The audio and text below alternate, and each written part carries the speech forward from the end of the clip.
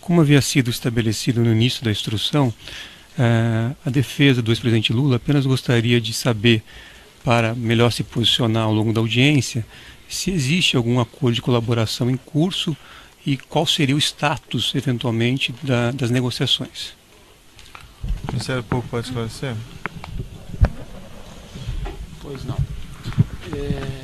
Nós não temos acordo de colaboração firmado com o réu aqui presente. Ele nos procurou, nós estamos conversando, mas nós não temos nada prometido, nem assegurado, nem garantido, nem ele nos trouxe elementos de prova que estão sendo utilizados em qualquer momento.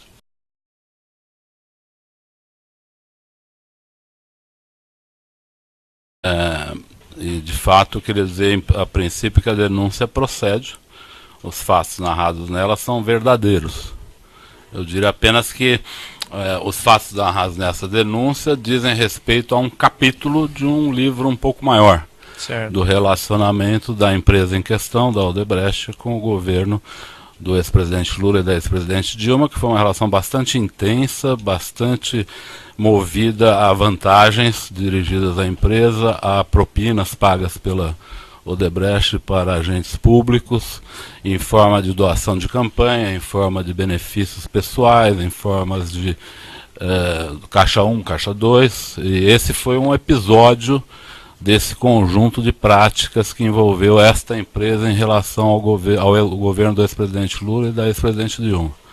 Sim. E eu tenho conhecimento que participei de boa parte desses entendimentos na qualidade de ministro da Fazenda do presidente Lula e de ministro da Casa Civil da presidente Dilma.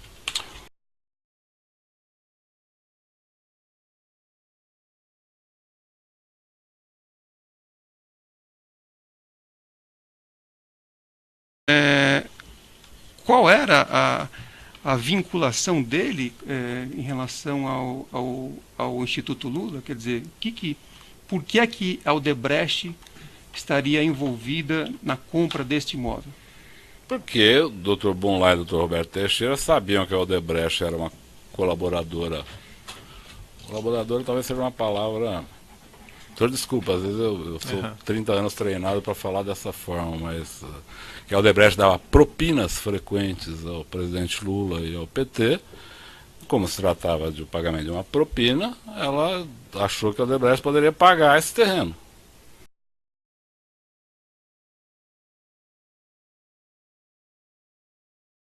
Das minhas perguntas? Sim. É assim, a empresa trabalha com a Petrobras. A Petrobras dá vantagens para a empresa. Com essas vantagens, a empresa cria uma conta para destinar aos políticos que a apoiaram. O presidente mantém lá diretores que apoiam a empresa, para dar a ela contratos. Esses contratos geram dinheiro, ela faz seus gastos, compra seus presentes, remunera seus diretores, paga seus funcionários e reservam dinheiro. Algumas criam operações estruturadas, outras criam Caixa 2, outras criam doleiros. E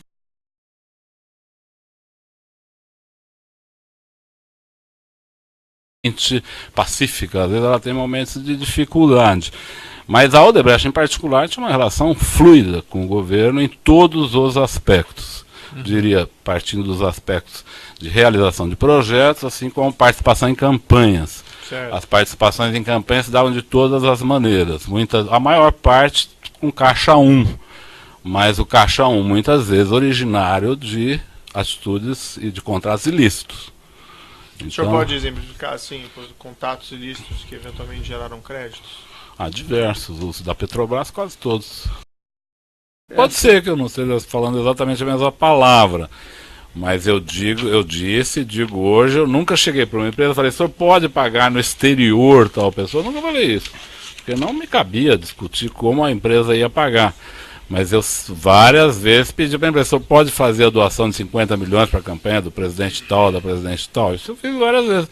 E sabia que os tesoureiros depois iam lá e faziam pagamento, listos e ilícitos, Caixa 1, 2...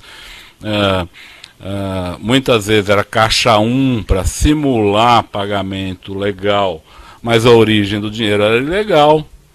Um exemplo bom é na campanha de 2014. A campanha de 2014 teve duas características.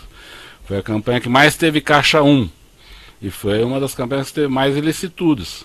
Certo. Por quê? Porque o crime se sofisticou no campo eleitoral. As pessoas viram que o problema é o caixa 2, então vão transformando progressivamente tudo em caixa 1. Só que aquele estúdio está fora do pagamento. É a origem criminosa dos valores. Esse é o ponto. Tá? Então isso, a própria Operação Lava Jato já desvendou esse mistério. Perfeito.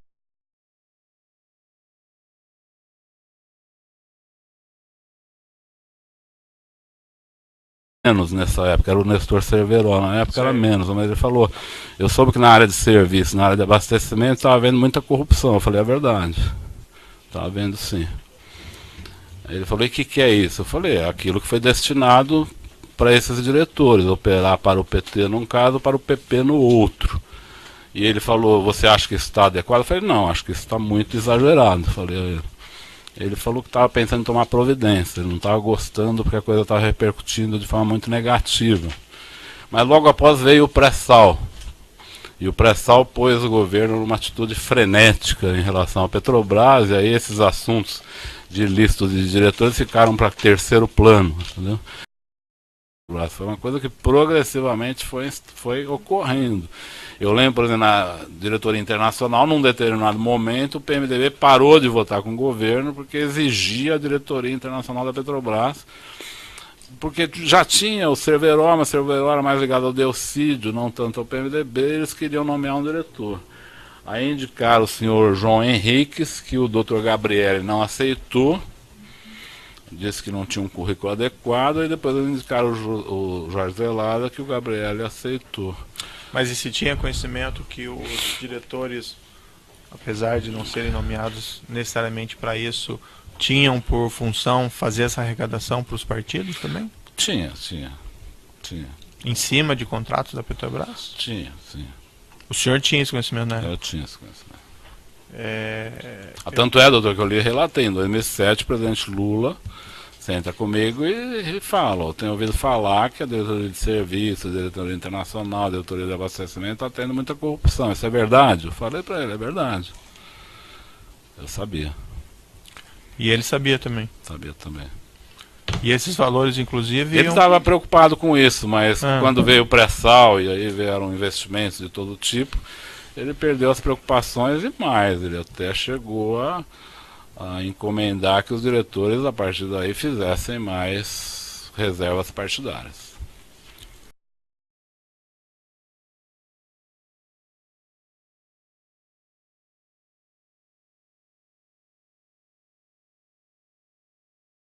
Onde a Odebrecht foi a realizadora do projeto. O senhor sabe que na área elétrica as empresas privadas fazem o projeto em parceria com as empresas públicas, não é?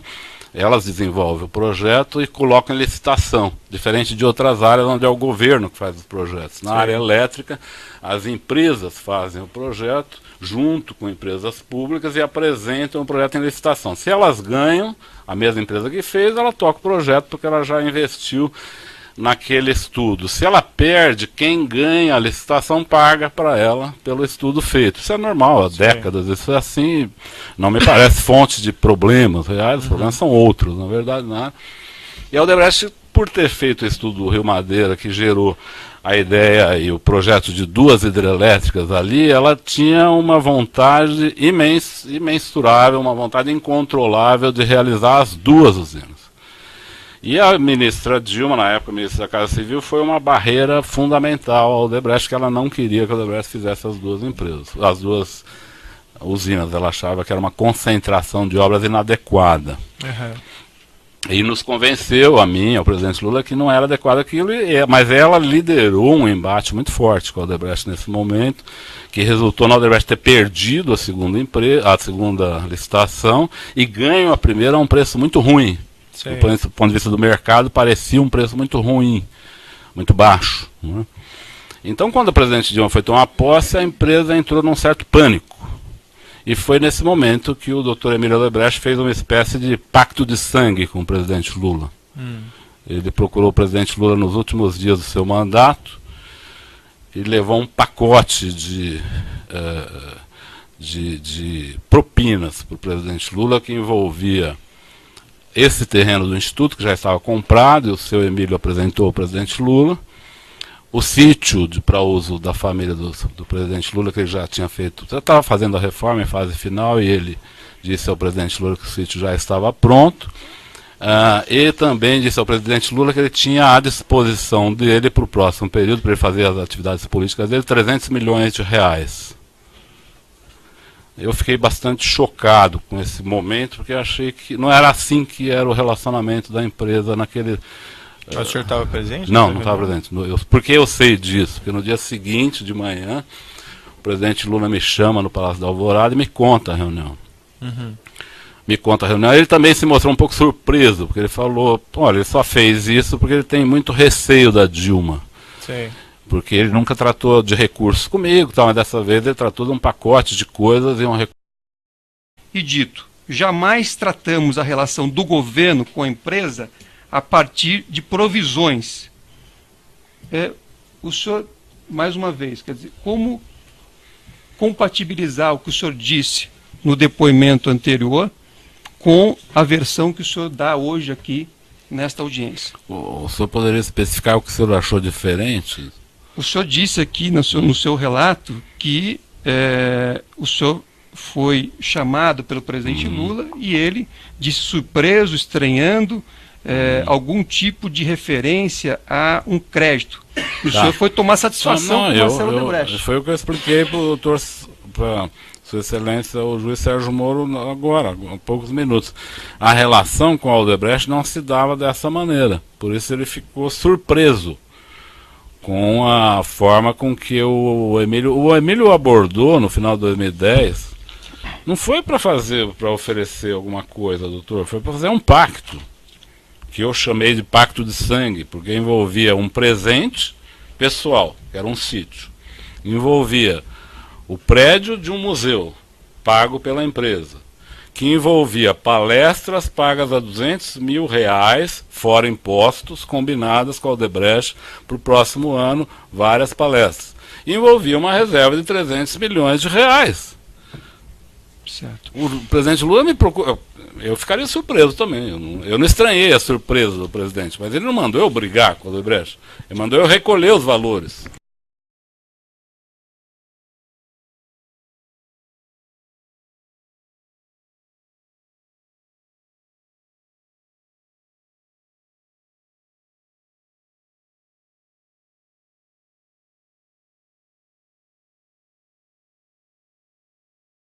Dias depois, o doutor Emílio volta ao presidente Lula, isso aí numa reunião no dia 30 de dezembro de 2010.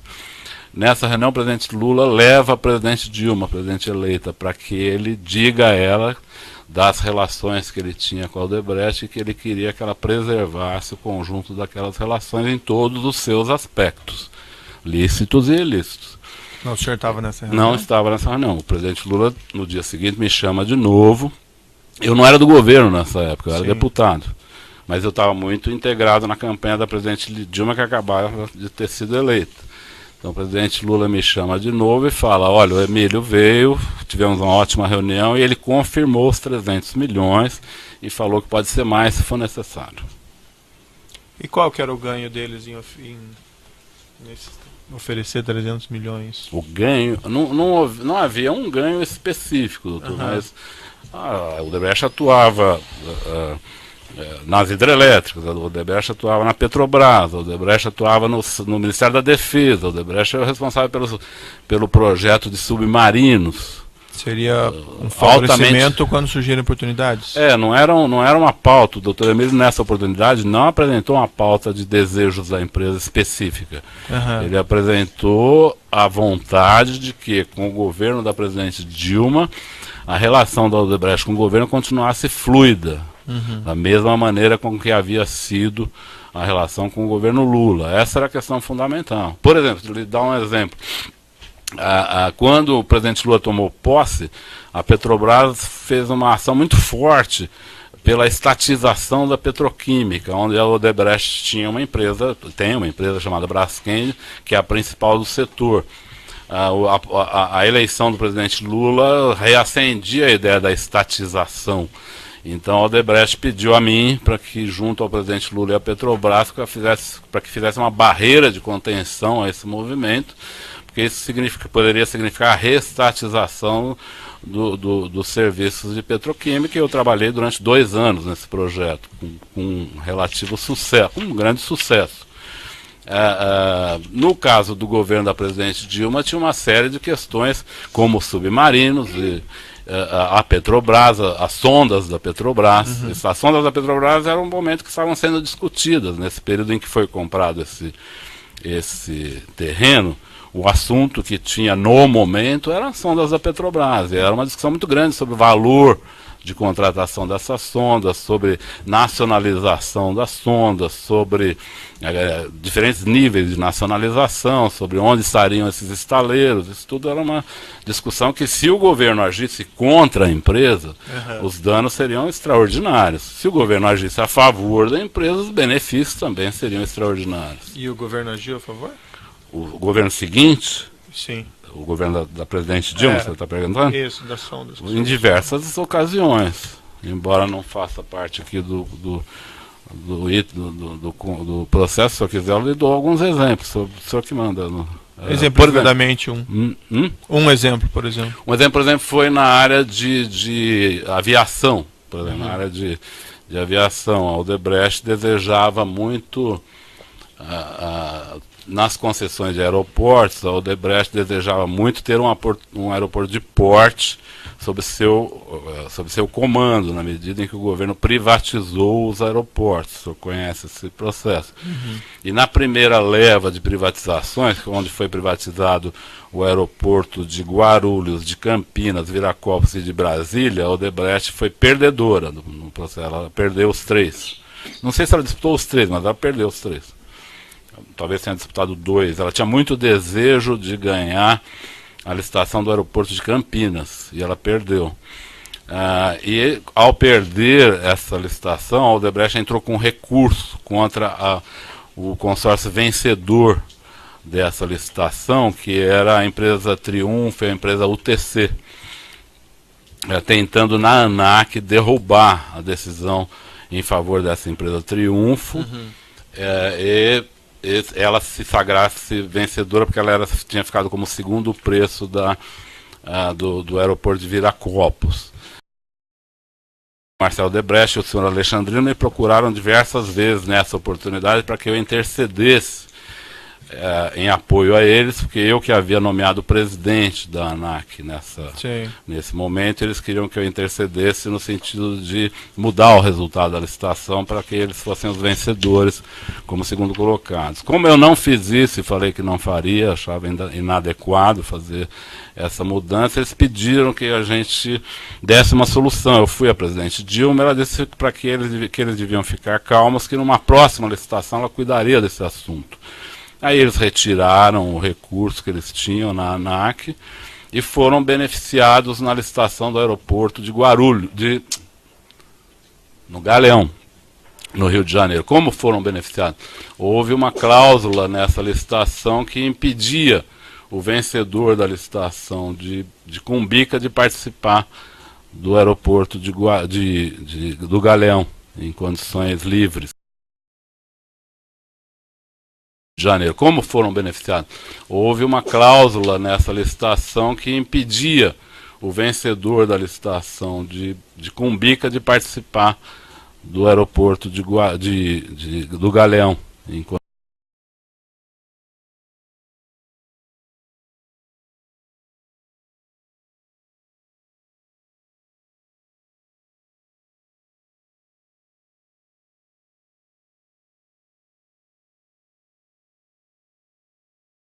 Por ter feito o estudo do Rio Madeira, que gerou a ideia e o projeto de 2 hidrelétricas ali, ela tinha uma vontade imensurável, uma vontade incontrolável de realizar as 2 usinas. E a ministra Dilma, na época, a ministra da Casa Civil, foi uma barreira fundamental ao Odebrecht, que ela não queria que o Odebrecht fizesse as 2 empresas, as 2 usinas. Ela achava que era uma concentração de obras inadequada. E nos convenceu, a mim, ao presidente Lula, que não era adequado aquilo, mas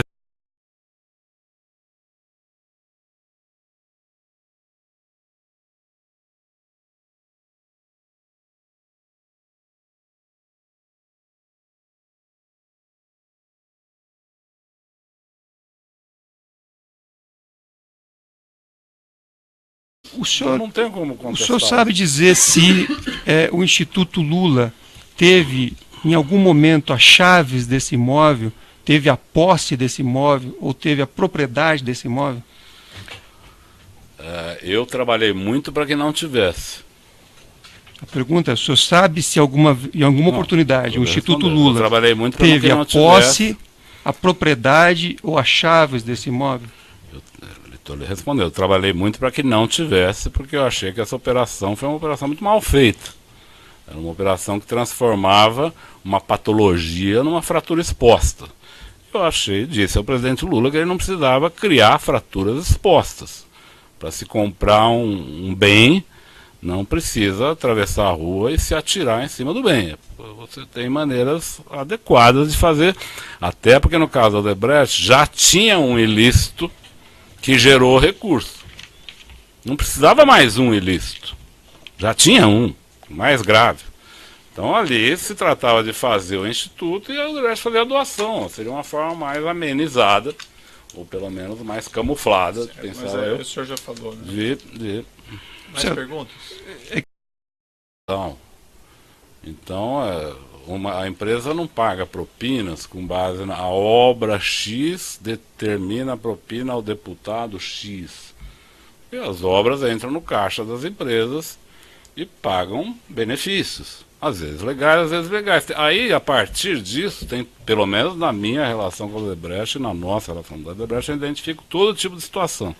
Dinheiro legal que foi pago no exterior, portanto se tornou lavagem de dinheiro. Dinheiro ilegal que foi pago em caixa 1, que se trata de um crime. Certo, então não... Dinheiro legal que pagou por caixa 1, que é legal. Então... Mas não é que isso é intangível, o dinheiro tem valor universal. O que existe de fato é que essas obras e outras foram benefícios que a Petrobras e o governo deram para esta empresa Odebrecht. Com esses benefícios ela pagou suas obrigações e fez um caixa, anunciado ao presidente Lula que seria de 300 milhões. E desse caixa foi sacado o dinheiro e comprou este prédio para dar ao presidente Lula para ele fazer o seu instituto. Um erro aqui. O inquérito está bastante claro. Eu acho que